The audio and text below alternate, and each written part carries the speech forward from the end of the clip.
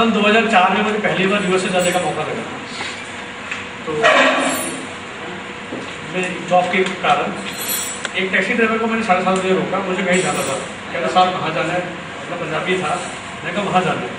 कहता sorry sir नहीं जा सकता, 8 बजे प्रेसिडेंशियल डिबेट मुझे रेडियो पे सुननी है, जिसके हिसाब से मुझे वोट डालना है।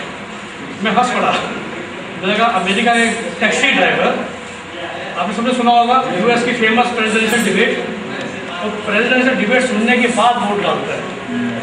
और मैं उस खानदान से आता हूँ जहाँ पर मुझे बचपन से सिखाया गया कि बड़ों की ऐसी पॉलिटिकल पार्टी को वोट डालना, और शायद 90% लोग ऐसे ही वोट डालते हैं हिंदुस्तान में। बचपन में आप बड़े होते हो, आपको बता दिया जाता है क्योंकि आपके माता पिता बुजुर्ग इसी पार्टी को वोट डालते हैं, तो उसी पार्टी को जाके वोट डालते हैं। एक पर्टिकुलर एरिया में ऐसा रहेगा कि किसी पर्टिकुलर जाति को वोट डालने क्योंकि हमारी जाति का बंदा खड़ा हुआ है, हमारे धर्म का बंदा खड़ा हुआ है। तो क्या इससे अच्छा तो पाकिस्तान है, एक शासक है जिसपे दुनिया ने भरोसा करा है और वो जाति धर्म से ऊपर उठ के डिसीजन लेता है। हिंदुस्तान में तो हर पॉलिटिशियन, अरे मुझे तो अपनी पार्टी का ध्यान रखना है, वो कहता मुझे तो बिहारियों का ध्यान रखना है, मुझे तो पंजाबियों का ध्यान रखना है, मुझे तो तमिलनाडु का ध्यान रखना है क्योंकि मैं वहाँ से आता हूँ। बहुत डिप्रेसिंग था। लेकिन फिर मैंने सोचा कि शायद हम दोनों ही मुल्क सिर्फ 60 साल ही तो पुराने हैं, जैसा यूएस से जो कई साल पुराना है। मतलब उमेर ने एग्जाम्पल दिया, मैं भी बड़ा खुश हुआ कि पिछले लोकसभा इलेक्शन में फाइनली 3-4 ऐसे पॉलिटिशियन हार गए जो हमेशा जीतते आ रहे थे पिछले 30 साल से।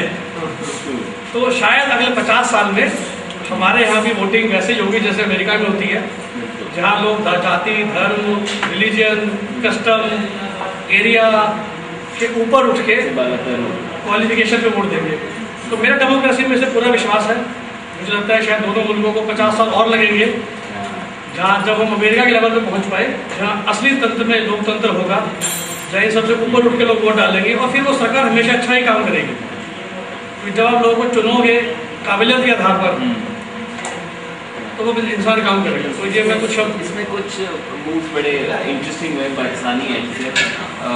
एक तो ये जो डिक्टेटरशिप जो कि मुशर्रफ साहब के दौर में वाकई बहुत काम हुआ है, इट्स अनबिलीवेबल कि पाकिस्तान में ज़्यादातर डेवलपमेंट डिक्टेटर्स के टाइम पे हुई है। और उसकी वजह ये कि इतने ज़्यादा इशूज़ हैं कि उस वक्त अगर कंसल्टेशन में चले जाओ, ये वही बात है कि इमारत गिर जाए तो आप कहीं क्या करना चाहिए, क्या करना चाहिए, उस वक्त चाहिए होता है कि कौन क्या कर सकता है। तो उस वक्त कंसल्टेशन की गुंजाइश नहीं होती, इसलिए लोगों को आउटकम्स बहुत जल्दी देखे हैं।